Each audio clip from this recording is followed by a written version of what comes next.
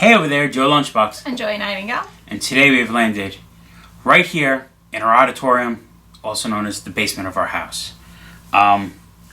Me and Joy love going out, filming stuff. Sometimes we'll even do like 10 hours driving, 5 hours one way, film something 5 hours back. But occasionally I run into a little issue.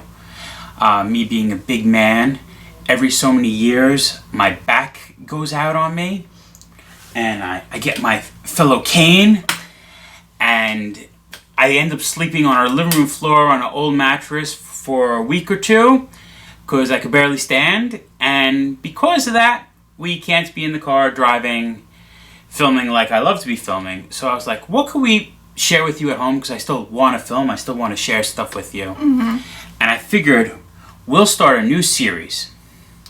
We'll start Show and Tell with Joe and Joy. This is Show and Tell, episode 1.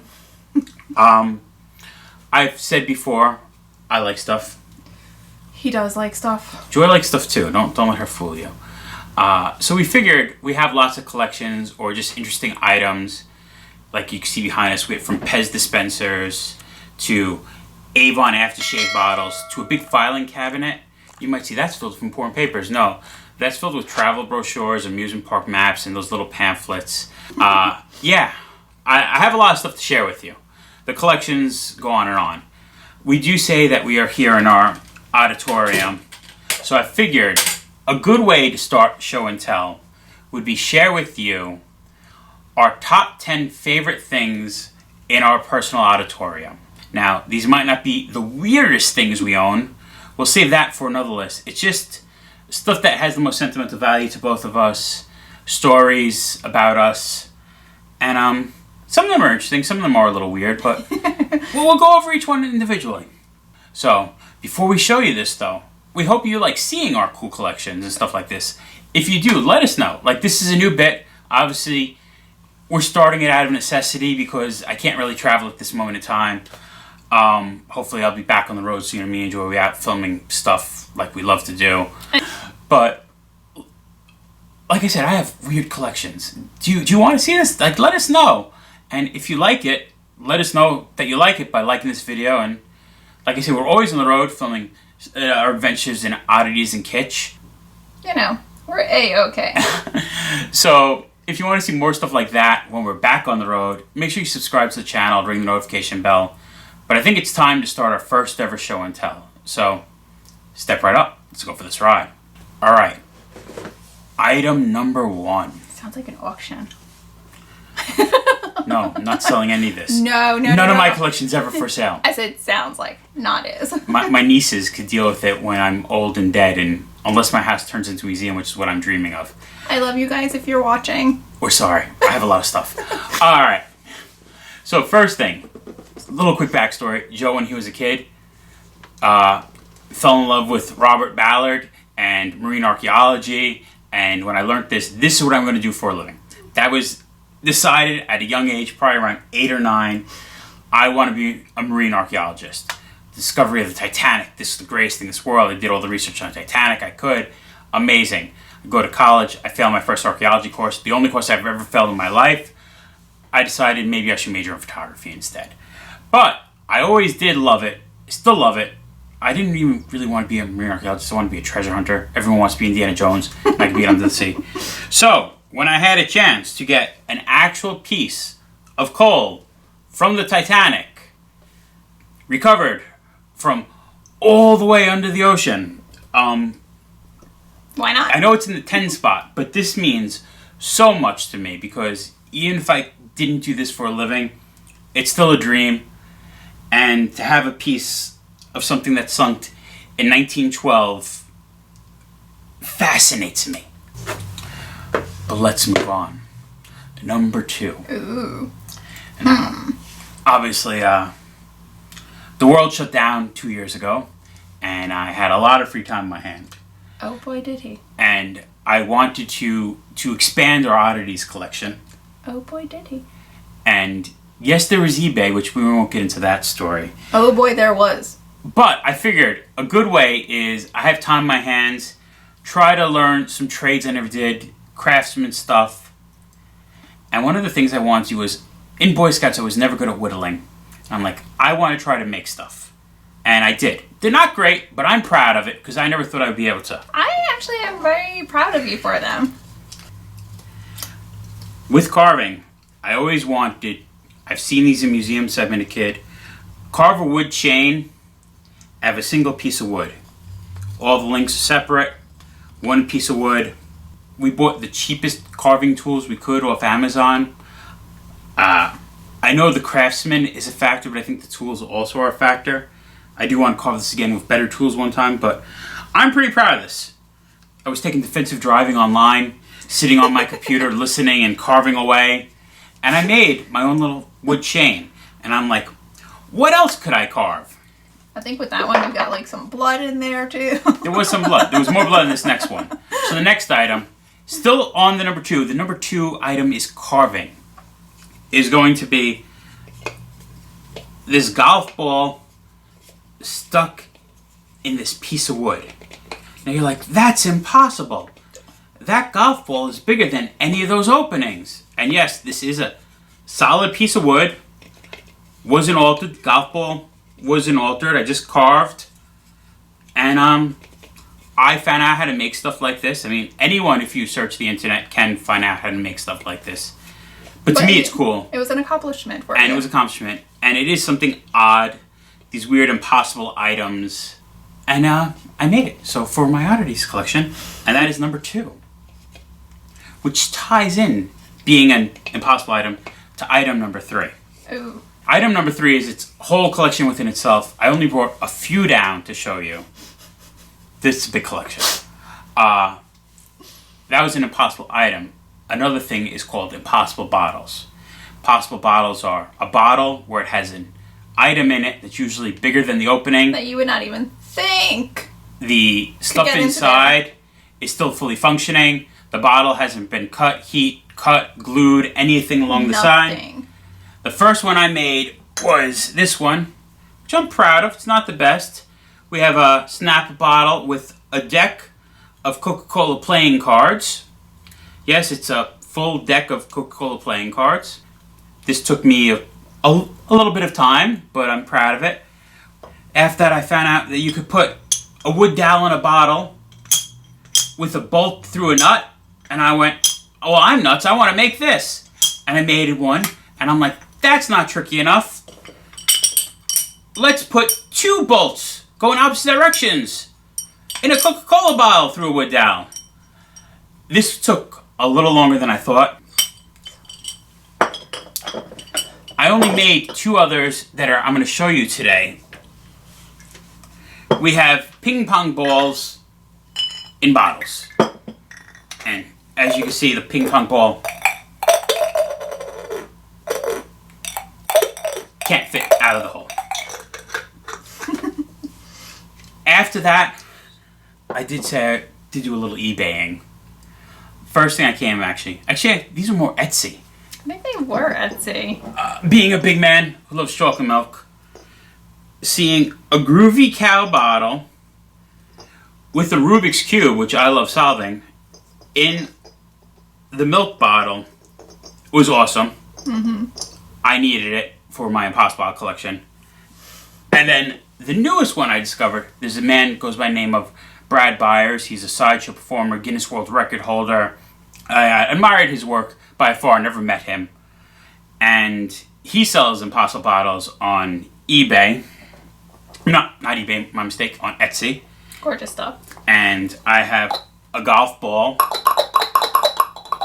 in a little, I think it's a baby food jar bottle. Yep. And then my favorite of all of them, we have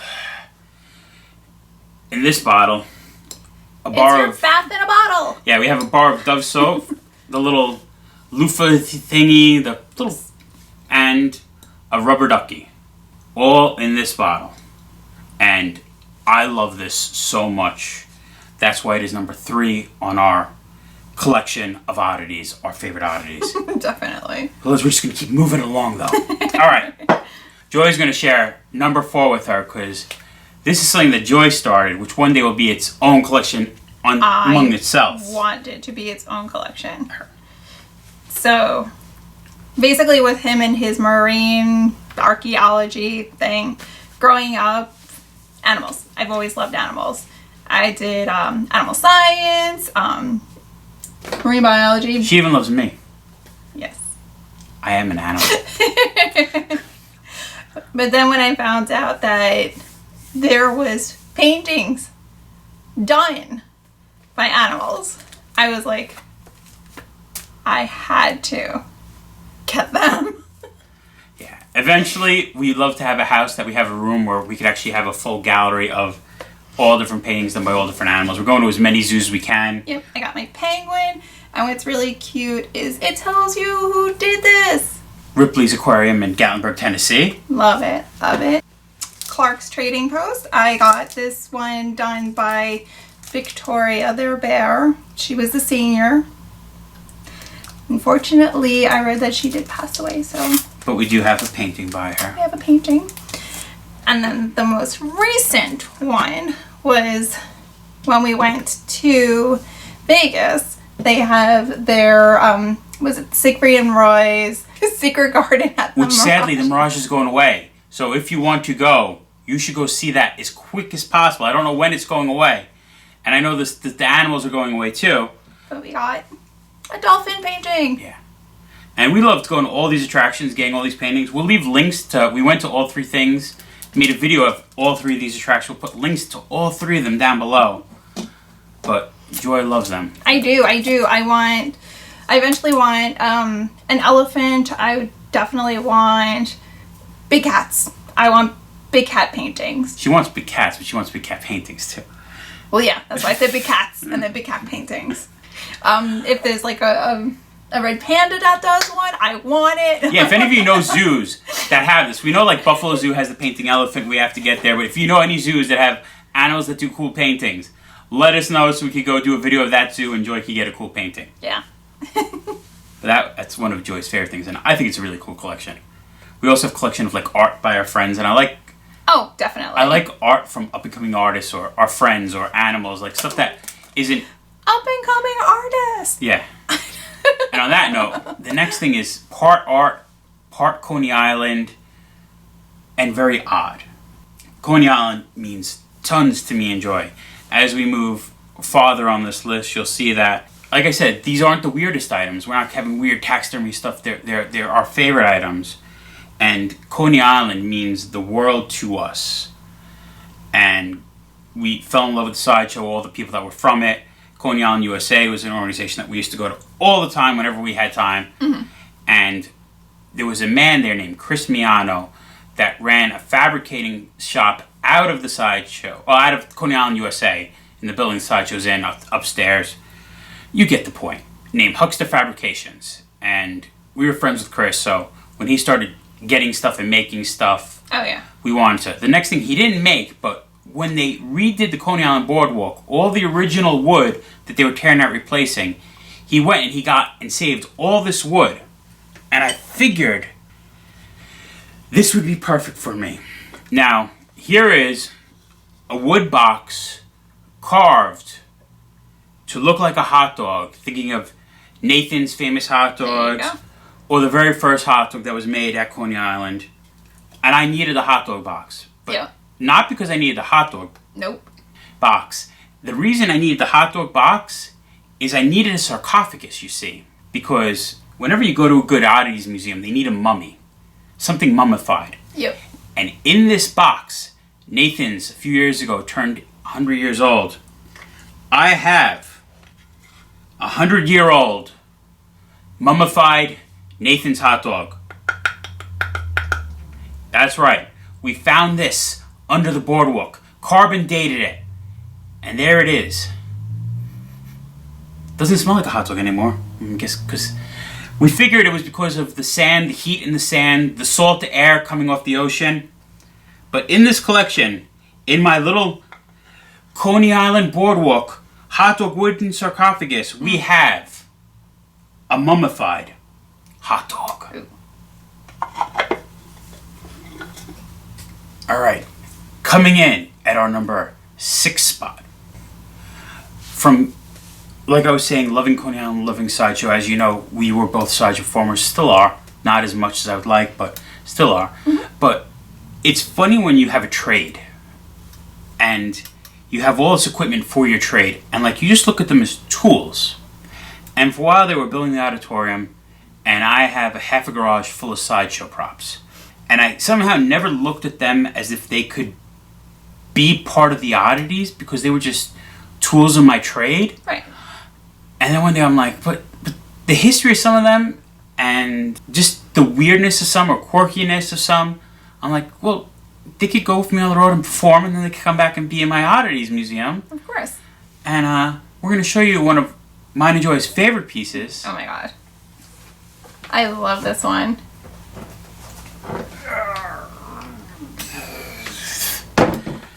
That's right. Our bed of nails. Now, remember I was telling you about that guy, Chris Miano from Huckster Fabrication? We didn't only buy a piece of the boardwalk that he had carved as a hot dog. He didn't make the hot dog. He had someone else make, but he got the wood. Mm-hmm. But this is our baby right here. Trashy but classy. Now, it's trashy but classy because you see we get some AstroTurf and we have some red velvet. But there's more to that red velvet than meets the eyes. It's such bragging rights. Joy likes to brag about it. I just think it's a funky story. No, it's just really cool, and it's awesome just to know that it's like, it's New York piece of history. Yes. Right here. So, Chris was also a union worker, and he was working, when he was building this was crazy to think over 10 years ago, probably like 12 years ago now. Chris was working at the Metropolitan Opera House, and they were refabricating a bunch of the chairs, but they had leftover fabric. Nice. So all the red velvet on our bed of nails there, and here we're gonna flip it over. The whole back, my little headrest there. All that red velvet is the extra fabric from the Metropolitan Opera House. So having a bed of nails that I already feel looks awesome, but having velvet from the Metropolitan Opera House as our little headrest, the back, and then it has AstroTurf. I'm like, if there's anything that defines me, this bed of nails Trashy. is me. I'm classy. Well, I'm trashy and classy. I'm not just trashy. Come on. No. Come on. But yeah. And we figured this is one of our favorite things in our personal oddities collection. Even if it is a Sideshow prop for us, it means the world to us. A lot.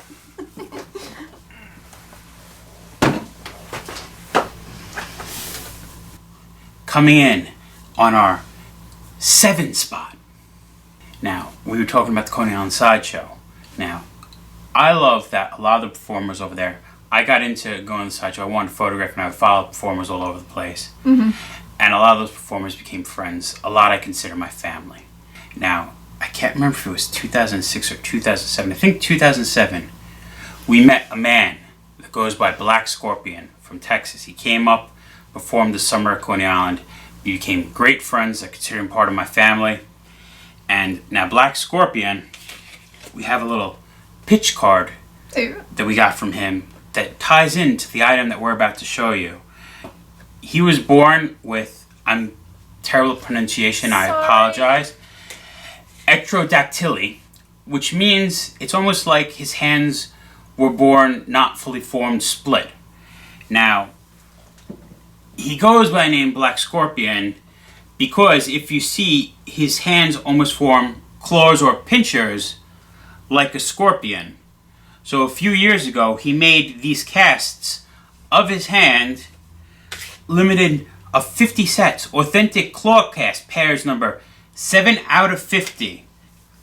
He is such an amazing person. The day we met him, there's a famous Janet Jackson photo of a woman with some hands covering her bosoms. We recreated that photo with Black Scorpion, and one of our friends was the bosoms, but we're not gonna show you that. It's not YouTube appropriate. And I love this man so much. Awesome performer and a great around human being. Oh my god. And the fact that we have casts of his hands with these claws, we're using these Black Scorpion, means so much to me. We see we're getting up to the top of my 10. Like, these things, so important. Greatly appreciate having them in my collection. Alright, let's go on. Now, whenever you hear fishermen, it's always the tale of, I caught a fish and it was this big. Now, usually, when someone goes fishing, and they're going for trout fishing, the trout is this big. I would say that's good size for trout. Well, my trout isn't that big. My trout is this big. And it's not just any trout. You see, in our 8th place, we have, from the lakes of Minnesota, our fur-bearing trout. Now, people might be like, that's cool, but I like to add, when I get an item, a little more on top of the item. So I had to go find a postcard postmarked February 1972 that has, not our fur-bearing trout, but a fur-bearing trout mailed. And it says, the fur-bearing trout is probably the rarest of all known fish, found only in the high country where small lakes and streams above timberlines contain ice and slush through the year round. They feed on high-flying insects frozen in the ice. Fishing for these trout, try the greatest... I'm trying to read that. The little stamp is through it. They've been found in the high mountains of the world. So, we don't only have a fur-bearing trout. I found a postcard back from 1972 about fur-bearing trouts. He takes our 8th place. He also took the worm. You're like, I know what you're thinking. You're thinking, Joe Joy, you come into the end of this, you're up to number 9. You need to have something big to really impress us for the number 9 spot. I think so. Don't worry. We're not going to disappoint you. Now you see, when the world shut down 2 years ago, me and Joy, we'd go upstate to Harriman State Park and do hiking. And I've never seen the park this empty. There was no one around. And when we were hiking, we found something that I couldn't believe. And it blew my mind. And the only reason we think it must have been out was because there were so few humans at the park around this time.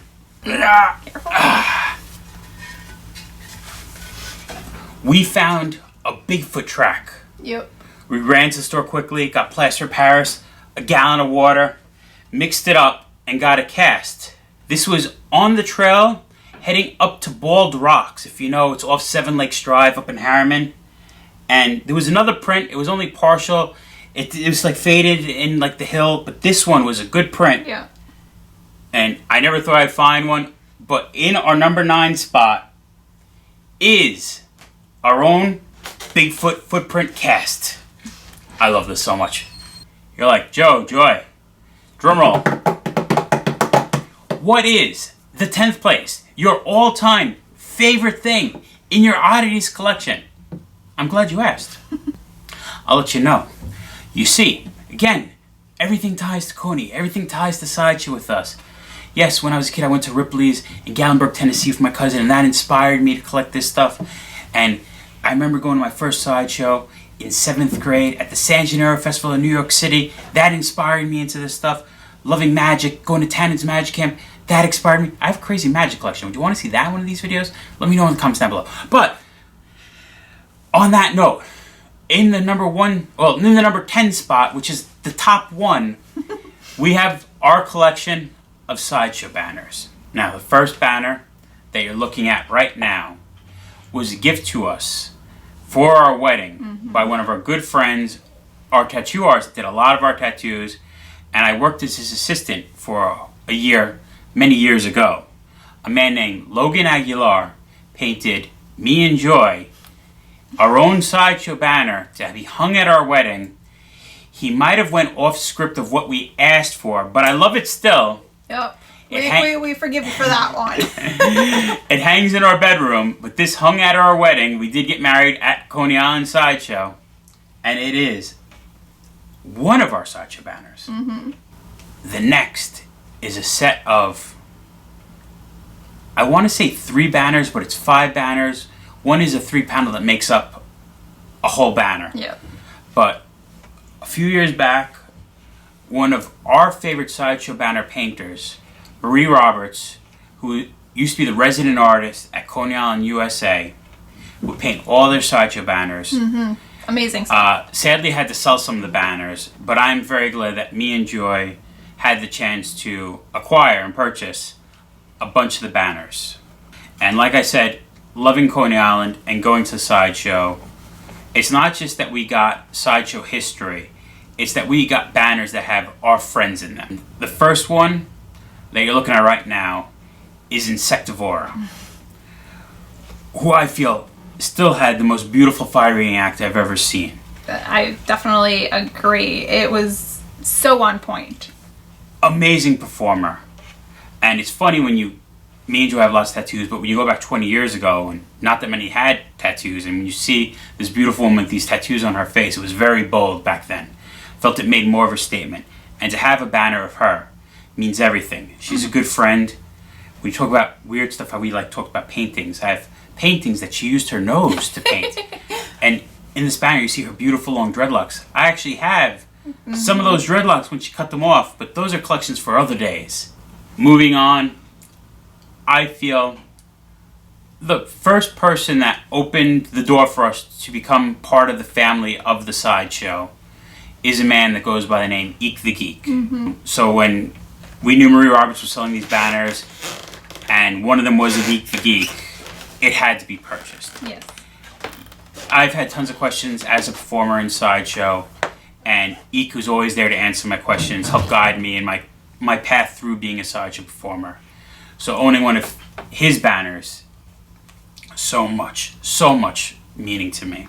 I know at one point we wanted Heather Holiday, but unfortunately a lot of people were big fans of her as well. That one sold before we had a chance to get it. We did want a banner with her, and all these other performers when we started going to the Sideshow. So what should we have done? I know. One of the banners that Marie was selling was actually 3 banners that form one full image. Mm-hmm. As you see, it says Coney Island Circus Sideshow across the top. In the center of that, we have Dick Ziggin, who is one of the founders, the genius creative mind that built this beautiful sideshow, built this beautiful thing that is Coney Island, USA. And that he is the focal center point of this banner is very cool to us. On the left side, going down the row, we have Serpentina, one of our friends that was a snake charmer. Chrissy Cocktail, who used to sit in the electric chair. Matt Frazier, who was the seal boy. Behind that was a performer that wasn't really a performer. It was inspired by Freaks, but she changed her. Freaks is the old movie back in the day. If you haven't seen it, go look it up. Mm-hmm. And the last one, the man hanging in the straitjacket, was a performer that we got to meet once or twice in our life, and I got to perform at a bar called Chacha's with him once, a man by the name of Indio. Now, on the other side of that banner, we have who I feel is one of my favorite talkers of all time, Oh my God. Mr. Donnie Vomit. He inspired me so much. Oh my God. The fact that some of my early shows, he gave me a chance to share the stage with him means so much to me. Also the conversations that we've had. Oh yeah, amazing. Amazing conversations, ridiculous. Next to him, the beautiful Heather Holiday, the cutest sword swallow there ever was. After that, Scott Baker, who used to be Coney Island, USA's outside talker. Next to him, Eric Sprague, the Lizard Man. You all have probably seen him in Ripley's Believe It or Nots, or videos of Ripley's Believe It or Nots that we filmed. And after that, remember those cast of claws I showed you? We have Mr. Black Scorpion. Now, these banners, these are in our collection, and like a full 3-banner, 15-foot long Coney Island Circus Sideshow banner, there's nothing else that could take the #1 spot for us. This is our prize possession in our Oddities collection, and probably a lot of our collections. Mm-hmm. And that is from one of our friends, Marie Roberts, who we consider a friend now after all these years. And it's painting of our friends, too. Yeah. You can't beat this. But those are our top 10 favorite oddities in our Oddities collection. This is our very first show and tell. Hopefully you want to see some more of them, because till my back heels, there might be some more of them. But I think we call it now. I think so. Show and tell, episode 1. Been there, done that. Remember, folks, safe travels. Good eats. And live life.